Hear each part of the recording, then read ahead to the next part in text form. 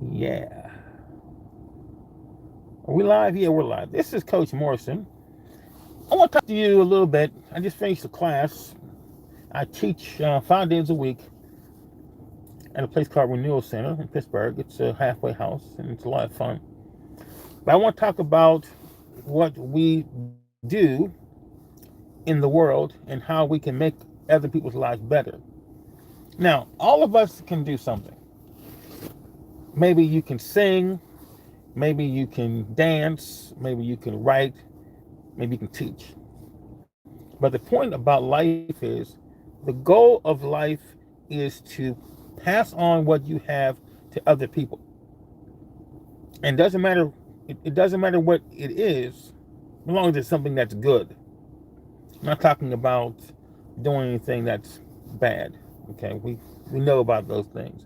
But I'm saying that if you have something that you can do in your life that is good, you say to yourself, wow, someone would really benefit from being exposed to this or learning about this, and it's not going to hurt them in any way, but it will only help them.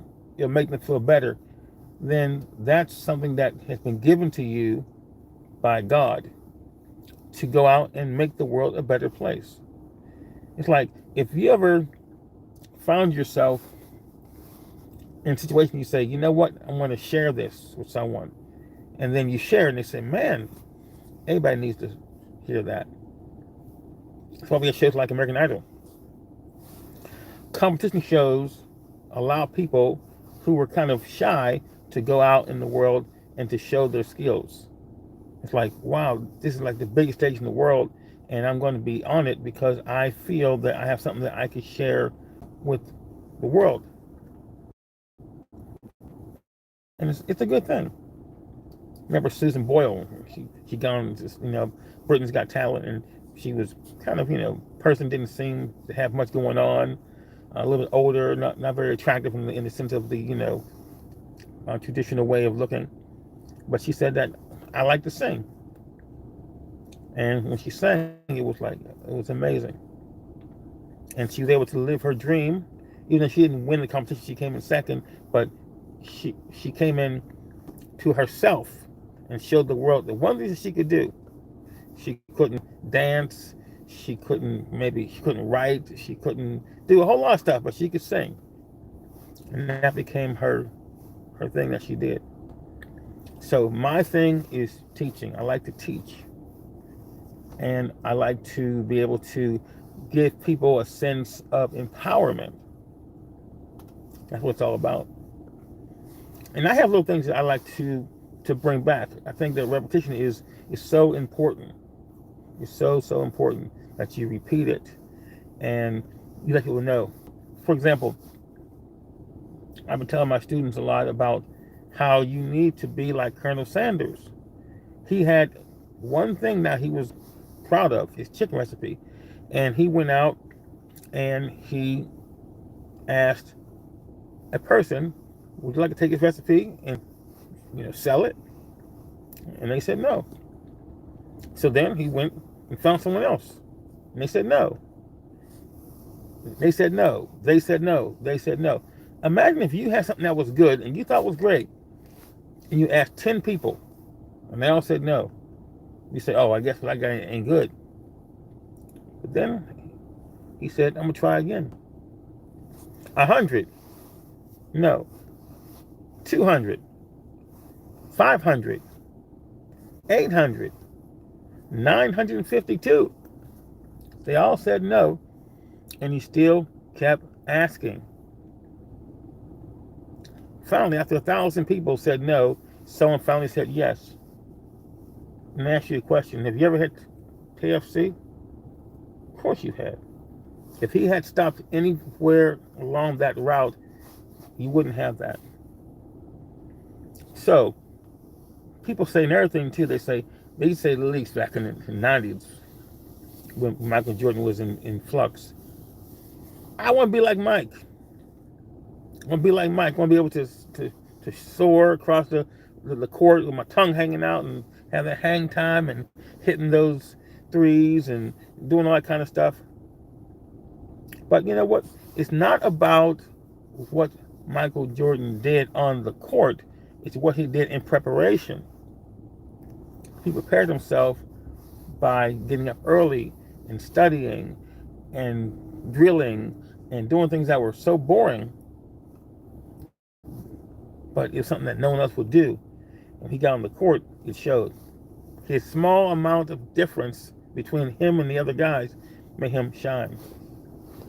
Another person who I admire, Bruce Lee. Bruce Lee was someone who was a martial artist, and he was a philosopher, he was a thinker. And people say, I want to be like Bruce Lee. I mean, he probably exercised all day long. Well, if you look back, there's a chart from, I think it was like 1967, one of his workout routines that he did, and it was very simple. He did some squats, he did some bench press, some frog kicks. He did things that were pretty simple to do, and the weight was not very high. But what happened was he did it all in 20 minutes. That was the secret. He did it all in 20 minutes. So anyone who follows Bruce Lee's workout routine is going to end up on the ground panting. How's he able to do this? Get all this done in 20 minutes? Because he realized something. He put in a concerted effort in a condensed time, and then he moved on with his life. So when you're saying to yourself, well, I'm going to get this done in a day, he got it done in 20 minutes, and he was able to move on. He didn't know he was going to die at 32, but he had so much power in his life.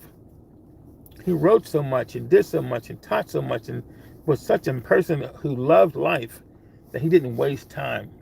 So he didn't live a long life, but he's been dead for like 53 years, and people still talk about him all the time. So what about you? What about your life? What about the person who you want to be based on what you're doing today? If you're spending your time scrolling and trying to get titillated, oh, this person is beautiful, this is the fun thing, oh, this guy's doing a backflip, it's like, but are you learning?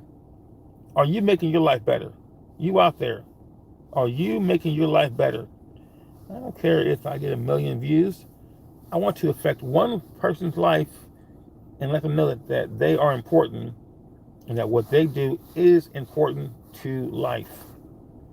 Looking at a guy who's going to be 65, and like my birthday's next month, it's like, I've lived a long life. I'm not done because I haven't affected your life yet and let you know that you are important. So when I can reach the world and let the whole world know how important they are and what they need to do is important, then I can lay down and rest. But I'm not going to do that yet. I have many lives to touch. People need to know how important life is. So as they get older, as their beards or their face gets gray and lines, or you get older and think you go through life, but you say, you know what, I'm not done. I got more work to do. So I got things to do right now. I got to go, but I just want to let you know that this life is important. Live it and be strong. Take care.